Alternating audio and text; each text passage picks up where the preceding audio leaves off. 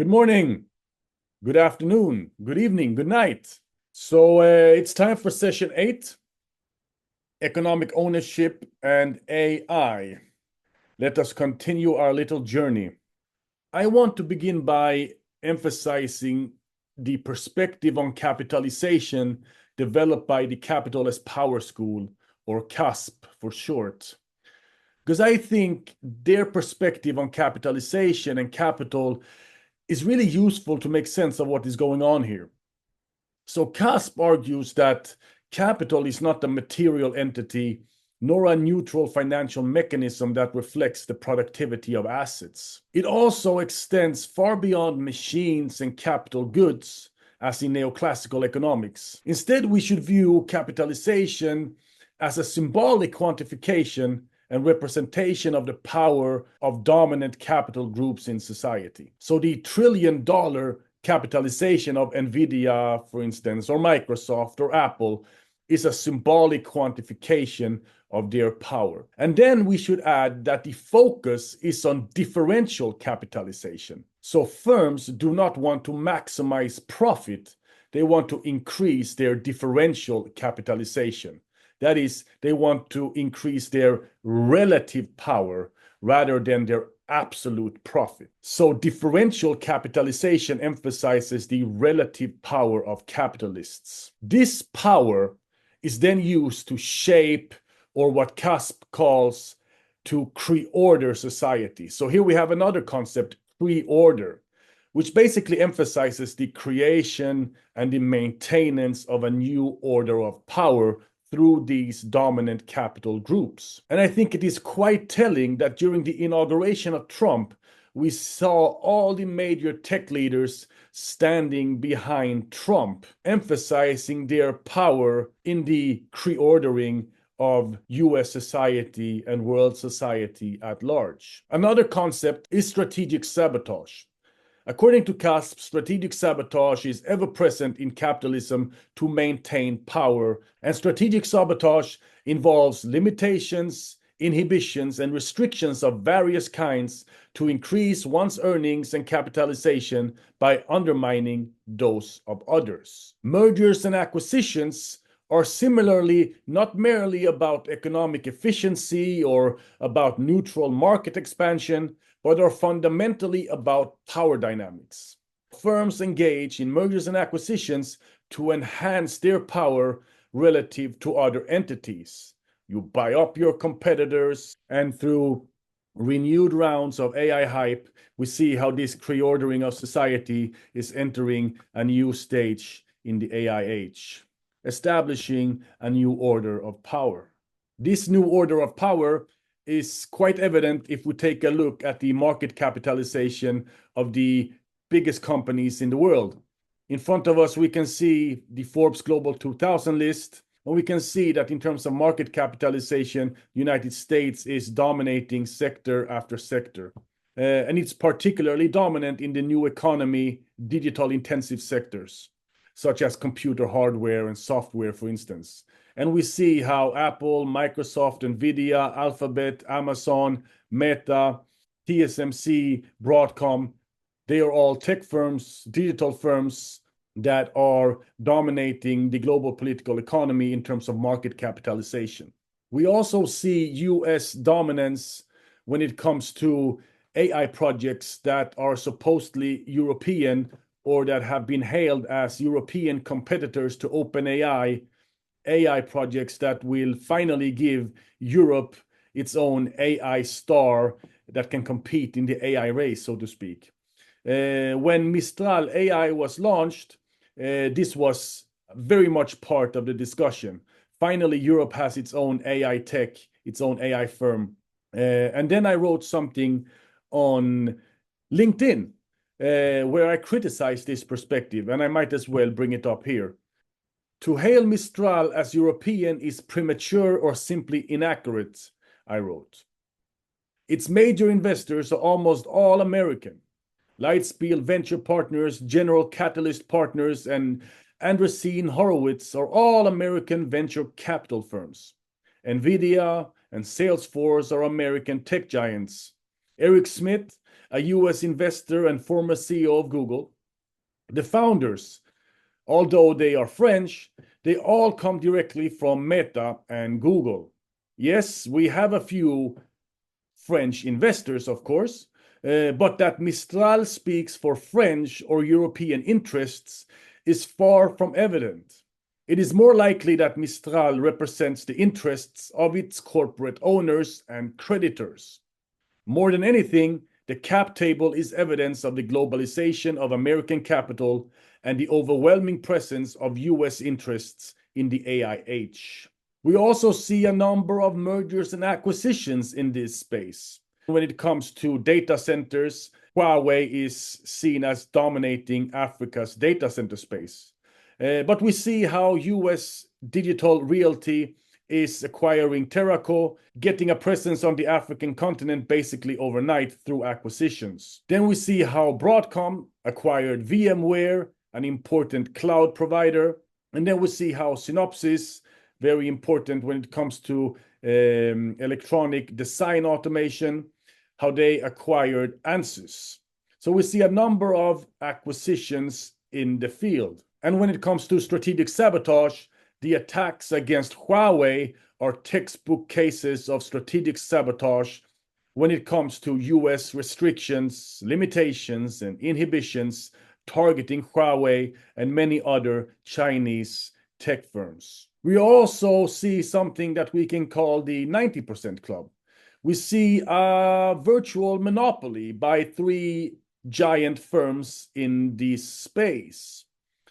We see NVIDIA, who has an estimated 98% market share of data center GPUs. We see ASML, who has a 100% market share, a full-blown monopoly when it comes to extreme ultraviolet machines. And when it comes to the deep ultraviolet machines, it has a staggering 95% market share. And TSMC is making roughly 90% of the world's most advanced chips. We also see the dominant position of Microsoft. Microsoft is the biggest buyer of GPUs. And we also see how Microsoft has a direct ownership stake in OpenAI and its supposed European competitor, Mistral AI. Another aspect worth highlighting is the big three. That is BlackRock, State Street, and Vanguard. These are asset managers, and the market for passively managed index funds is now over 16 trillion US dollars in total assets. Together, the big three manage between 80 to 90% of all assets in passive equity funds. Are these neutral custodians, or are they something else? If we go to Vanguard's homepage, we get a very nice description of what Vanguard is doing. You're not just an investor at Vanguard, you are an owner. But if we dig a little deeper in terms of how the passive index fund business really works, then we can focus on something that has been termed mandate power. Because when you, as an investor, are putting your money into an index fund, you are basically transferring the capital to the investment fund that then are buying shares with your money in the corporation. And when you buy shares normally, then you get economic rights in the company and you get to vote in the company because you have a share in the company. But when you are buying index funds, these asset managers are in some sense collecting your votes, and they get the right to vote instead through proxy votes and taking your place in the governance of the corporation. At the same time as they get votes and get economic rights in governing the corporation, the asset managers also collect fees, of course. So they get votes and they get fees, which seems to be a very good deal. And in this sense, they get what has been called mandate power. They get power over corporate governance. And many times we see that these big three are the largest institutional investors in many firms. They are the largest shareholders in many firms, which give them quite a sizable influence over how the firm is governed. Again, as I mentioned last lecture or last session, this is intimately connected to US-dominated financial capitalism. The at-a-distance governance of global production networks in the virtual economy is characterized by steep hierarchies, and they are heavily tilted towards US corporations. Some commentators, experts, scholars, politicians, former politicians in this case, they argue that we are now leaving capitalism actually because of the dominance of these tech firms. Instead, we are entering what is called techno-feudalism. As Yanis Varoufakis put it, former finance minister of Greece, real power today resides not with the owners of machinery, buildings, railways, and phone networks, industrial robots, and so on. These old-fashioned terrestrial capitalists continue to extract surplus value from waged labor, but they are no longer in charge, as they used to be. They have become vassals in relation to the owners of cloud capital, of the cloudalists. As for the rest of us, we have returned to our former status as serfs, contributing to the wealth and power of the new ruling class with our unpaid labor, the commodification of our everyday, in addition to the waged labor we continue to perform.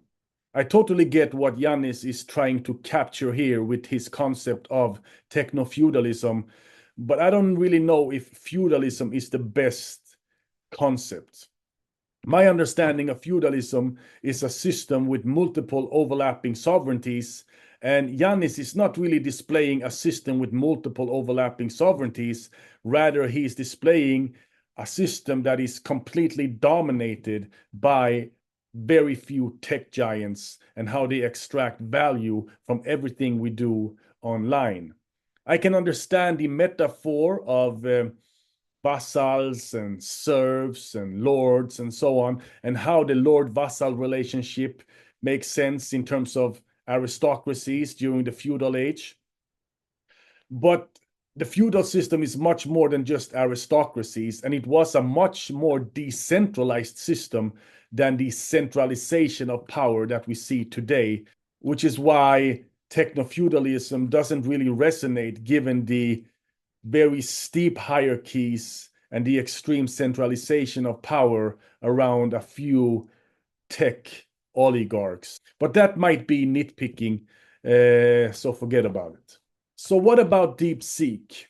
Is China catching up? Well, DeepSeek is allegedly cheaper. It is innovative, more efficient and optimized. It's open source. It's on par with US models. It is locally developed by people with no history of studying or working overseas. And US restrictions, US strategic sabotage could not stop it. But it's not so cheap, really. If we look at a study by SemiAnalysis, we see that the total cost of operation is roughly 2 billion US dollars, which is a whole lot more than the reported 6 million. We see how China is the leading country when it comes to artificial intelligence, computing, and communications research. We see how 9 of the top 10 institutions when it comes to advanced data analytics are based in China. When it comes to AI algorithms and hardware accelerators research, 6 of the top 10 institutions are located in China. And when it comes to machine learning, 9 of the top 10 universities or research institutes are located in China. What we see here is a table that is ranking countries based on quantitative output, based on published research. And you make whatever you want to make of it. For one, it surely tells us that Chinese universities and Chinese research, when it comes to AI and many other areas as well, is highly competitive. If that translates into differential capitalization, if that translates into Chinese firms and Chinese profits, if that translates into Chinese dominance in the AI age, that's a totally different question. But it tells us that Chinese research is very competitive and very sophisticated. China has increased its structural power as well. But should we interpret DeepSeek as part of a new Cold War between the United States and China, or as part of an intensification of US-China rivalry, or in new rounds of competition, and so on and so on?